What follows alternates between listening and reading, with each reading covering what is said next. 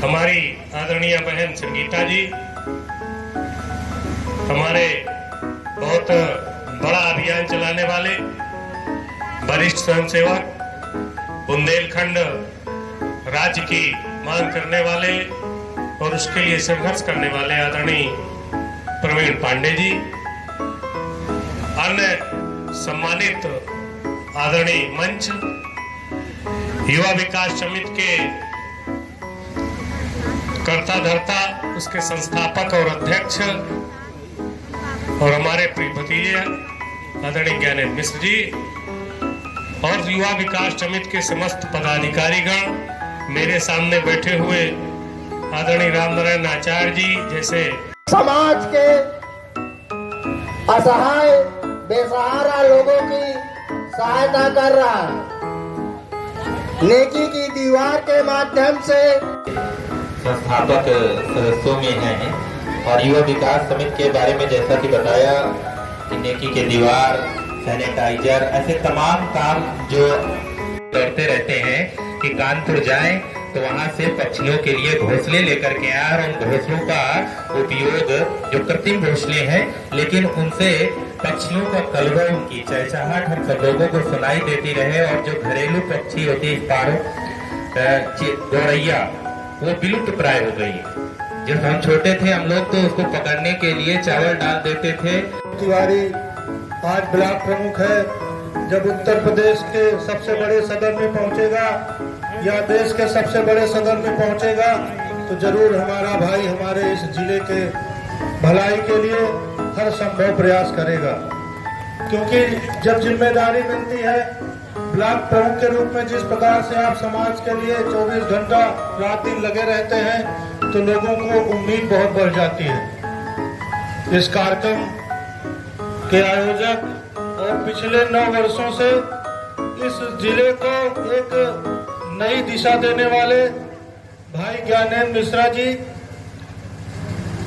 सामाजिक क्षेत्र में अगर कोई कुछ करता है तो उसको बहुत उम्मीद रहती है, उसको कोई चुनाव लड़ना होता है, लेकिन ये हमारे जो साथी हैं, हमारे भाई हैं, इन्होंने बिना किसी स्वार्थ के बहुत ऐसे काम किए, इनका व्यक्तिगत नुकसान भी हो सकता था क्योंकि शासन प्रशासन और सत्ता के लोगों से भिड़ने की ताकत अगर इन युवाओं के अंदर है तो सामने बैठी हुई माताओं का आशीर्वाद जरूर है। आप सबके भलाई के लिए, आप सबके कल्याण के लिए, आपके बच्चों की पढ़ाई के लिए, आपकी कमाई के लिए, आपकी दवाई के लिए अगर युवा विकास समिति लगातार प्रयास कर रही है तो निश्चित तौर पर महर्षि भृगु की जो धरती है, उनकी तपस्थली है, उनका आशीर्वाद मेरे युवा भाइयों के ऊपर कहीं न कहीं जरूर होगा। एक उम्मीद जरूर, एक भरोसा भी है कि ये टीम दिन प्रतिदिन एक ताकत के रूप में हम सबके बीच में काम कर रही है। आप सबका आशीर्वाद अनवरत बना रहे।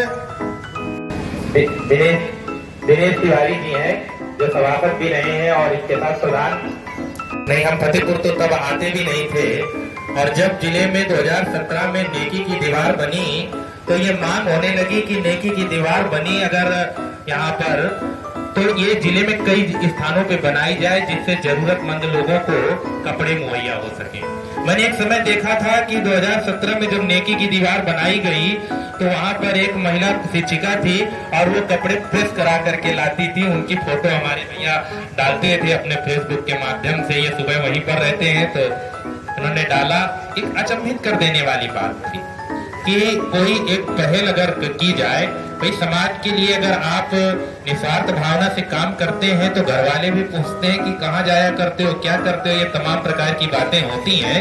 लेकिन एक जो जुनून युवा विकास समिति के माध्यम से जिले में एक युवाओं का संगठन तैयार हुआ और आज किसी से भी अगर कहिए कि हम युवा विकास समिति से हैं तो ये कोई नहीं कहता कि हम नहीं जानते हैं। ये भी एक बहुत बड़ी बात होती है। और आज प्रमुख जी हमारे बीच में मुख्य अतिथि के तौर पर, हमारे जो विशिष्ट अतिथि के तौर पर डीडीए सर हैं, वो आपको बताएंगे कि भृगु उत्पाद हमारे जिले में नहीं जानते। उसका कारण ये है कि हम लोग निस्वार्थ समाज हित में कार्य करते रहे हैं और आप सभी का यूं ही आशीर्वाद एवं सहयोग मिलता रहा तो निरंतर हम लोग हर कदम समाज हित पर ही बढ़ाएंगे।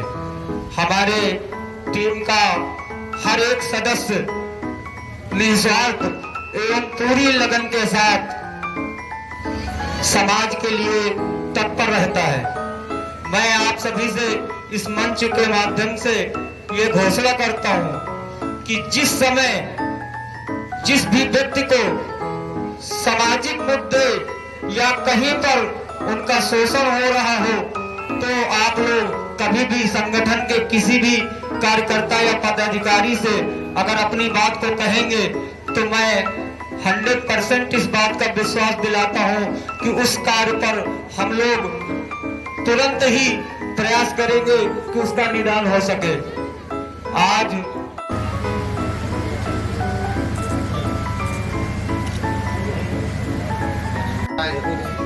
मैं सभी का बहुत बहुत धन्यवाद आभार।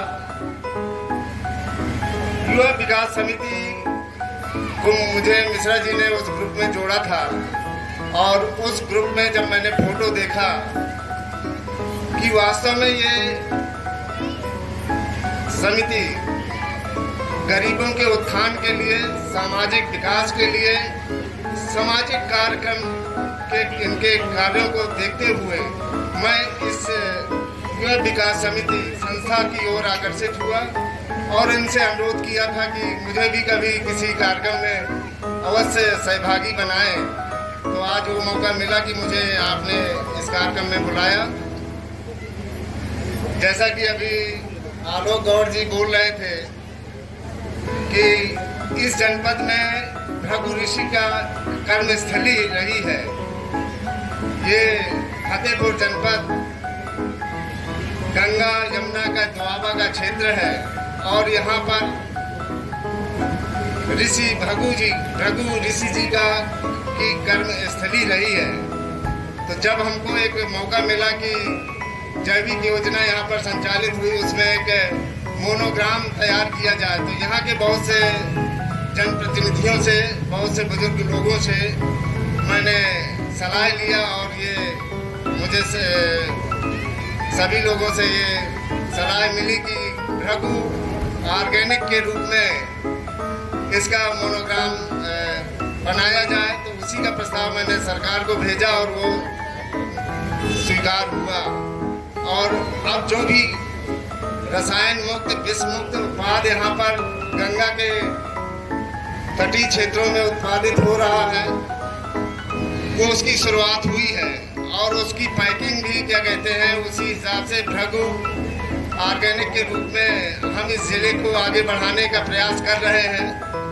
ये निश्चित रूप से कृषि विभाग में ऑर्गेनिक हो या प्राकृतिक खेती हो, ये बहुत चैलेंजिंग विषय होता है। किसानों को मोटिवेट करना बहुत कठिन बात होती है। तो मैं फिर भी हम लोग प्रयास कर रहे हैं, किसान भाई और हमारे जो और जुड़े हुए लोग हैं उन सबका ये प्रयास लगातार चल रहा है कि हम लोग किसी तरह इसमें किसानों को ज़्यादा से ज़्यादा जोड़ें। देखिए, आज के युग में सामाजिक सुरक्षा के भाव से ये जरूरी है कि हम लोग जो खाद्यान्न, जो हम लोग खाना खाते हैं, उसमें विष की मात्रा कितनी बढ़ती जा रही है आप कल्पना नहीं कर सकते हैं कि हर घर में आज कि जैविक खेती कैसे करनी है। तो हमारा काम है कि गंगा में हम, जैसे इस समय महाकुंभ चल रहा है, तो हमें जिलाधिकारी महोदय द्वारा निर्देशित किया गया है कि गंगा में इस समय कोई भी नाला, कोई भी किसी भी ग्रामीण स्तर का कोई भी नाला अगर गंगा में जाता है तो वो हमें सूचित करें और उनके निराकरण हेतु हम वहाँ पर चैम्बर वगैरह बनवाएंगे। जैसे अभी हम मलवा ब्लॉक में कई गांवों का निरीक्षण करवाया, तो हाजीपुर गंगा घाट में एक बहुत बड़ा नाला जा रहा है, तो उसके निस्तारण है तो वहाँ के वीडियो जो है चैम्बर वगैरह बनवा रहे हैं। तो हम आप सभी से ये आग्रह करते हैं कि आप लोग जागरूक होइए। पहले से काफ़ी कुछ प्रभाव पड़ा है कि गंगा में अपशिष्ट पदार्थ ना फेंके और एक एनजीटी का नया मैटर आ गया है कि अगर कोई भी व्यक्ति गंगा में अपशिष्ट या जैसे हम लोग माला फूल आदि फेंकने चले जाते हैं, तो अगर कोई भी व्यक्ति पकड़ा जाता है तो उसके लिए 50,000 तक का जुर्माना निर्धारित किया गया है। तो हमारे बीच जैसे ज्ञानेंद्र मिश्रा जी हैं, युवा विकास समिति के माध्यम से हमेशा प्रचार प्रसार में लगे रहते हैं, गरीबों का ध्यान देते हैं, वो चाहे वृद्धाश्रम हो, हर जगह अपनी सहभागिता निभाते रहते हैं। तो इसी तरह हमारे समाज के लोग भी जागरूक हों और आगे आएँ, गंगा को स्वच्छ बनाने में अपना सहयोग दें।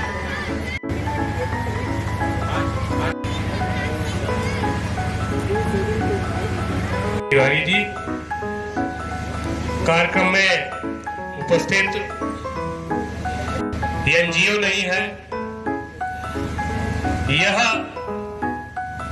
एक समाज में जिस भी वर्ग की कोई भी समस्या हो उसके समाधान के लिए नवयुवकों की एक फौज है जो निस्वार्थ भाव से बिना किसी संसाधन के आपकी समस्या विभागों तक, अधिकारियों तक, सरकार तक, जनप्रतिनिधियों तक, अखबार तक, सभी तक पहुंचाने का बेहतरीन कार्य लगातार 10 वर्षों से कर रही है।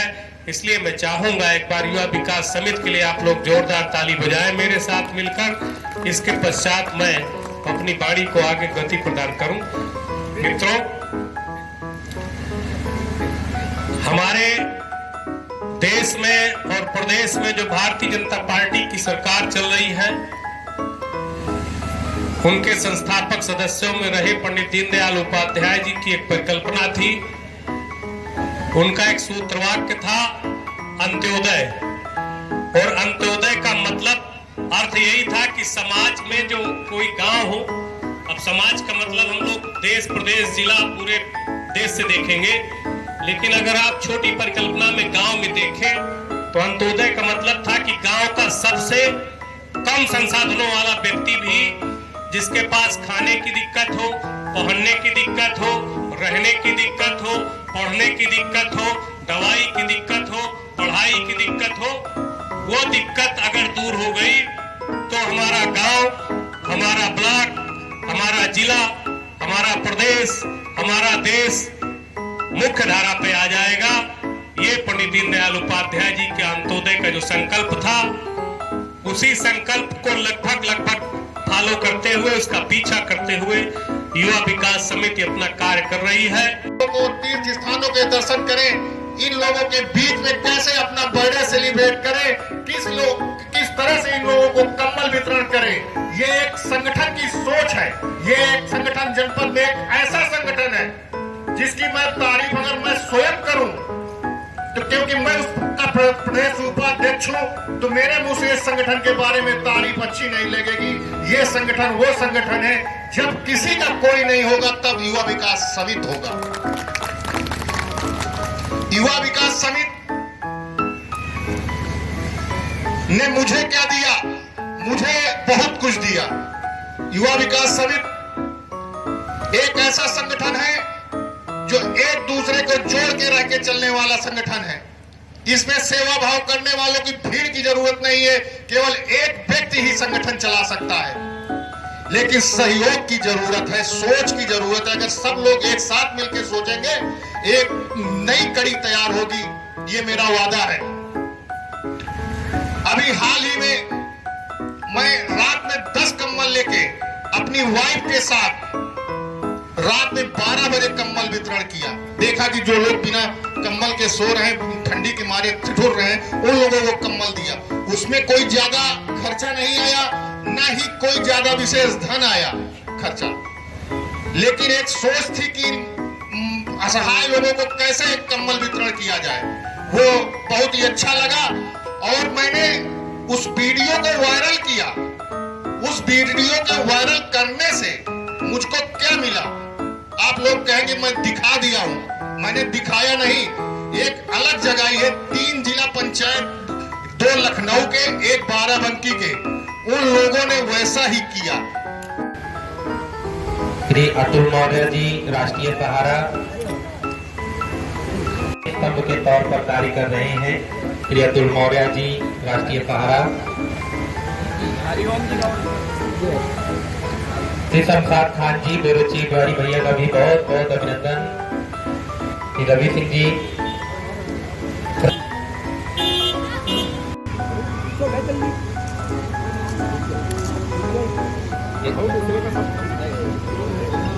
संगीता द्विवेदी जी,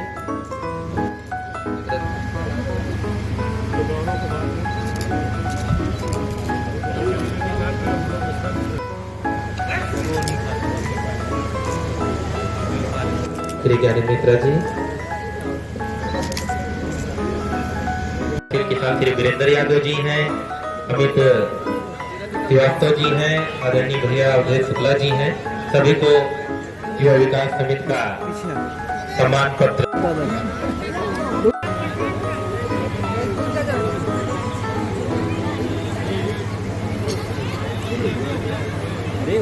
कार्यकर्ता गांव क्षेत्र में जाकर और वहां के जो लोकल जनता है उसको जागरूक कर रहा है। सरकारी योजनाएं बहुत सारी आती है जो कि गांव क्षेत्रों तक नहीं पहुंच पाती या जागरूकता की वजह से लोग नहीं जान पा रहे। तो आने वाले समय में युवा विकास द्वारा कैंप लगाकर जितनी भी सरकारी योजनाएं हैं वो जनमानस तक पहुंचाने का कार्य किया जाएगा। और लगातार इस ठंड में, कड़ाके की ठंड में युवा विकास समिति द्वारा गरीब बच्चों को जैकेट व कंबल बांटने का काम किया जा रहा है। युवा विकास समिति से गरीब बहुत सारे आदमी भी जो बुजुर्ग लोग हैं या युवा हैं नहीं कर पा रहे हैं, तो उन युवाओं को अगर और जैसा कि आज देश पूरा डिजिटल होता जा रहा है, युवा विकास समिति का प्लेटफॉर्म डिजिटल है, ऑनलाइन है, ऑनलाइन सदस्यता ले सकते हैं। यदि ऑनलाइन नहीं ले सकते तो जनपद में हर ब्लॉक में कार्यालय उपलब्ध है, उनके कार्यकर्ता उपलब्ध है, उनके माध्यम से युवा विकास समिति से आप सीधा जुड़ सकते हैं और सरकारी जो भी स्कीम चल रही है उनके बारे में जानकारी ले सकते हैं और उसका लाभ ले सकते हैं। वह संगठन जब अच्छे अच्छे दावे फेल हो जाते हैं तब ये संगठन खड़ा होता है। गरीब, असहाय, वंचित लोगों के लिए हमेशा खड़ा रहने वाला ये संगठन है। संगठन से जुड़ने के लिए युवाओं के लिए क्या मैसेज है? युवाओं के लिए एक यही है जो संगठन से जुड़कर चाहे जिस प्रकार से हो, सेवा भाव के रूप में अगर आप सेवा भाव करना चाहते हैं तो मैं छोटी सी मिसाल ही देना चाहता हूँ। 2 पैकेट बिस्किट लेकर अगर आप दरवाजे के कुत्तों को भी बांट देंगे तो वो भी एक तरह की सेवा भाव है। विकास समिति गरीब, निराश्रित, पीड़ित, असहाय लोगों की मदद करते हुए यह क्रम आज 9 वर्ष पूर्ण कर रहा है और पक्षियों का कलरव बचा रहे। जो अन्ना मवेशी हैं जिनको अन्ना कह करके हम लोग बुला देते हैं वो गलत है। हमारे जो गोवंश हैं वो शहर में उनको कोई चारा पानी की व्यवस्था नहीं होती है, उनके लिए युवा विकास समिति ने गर्मियों में जल की व्यवस्था किया।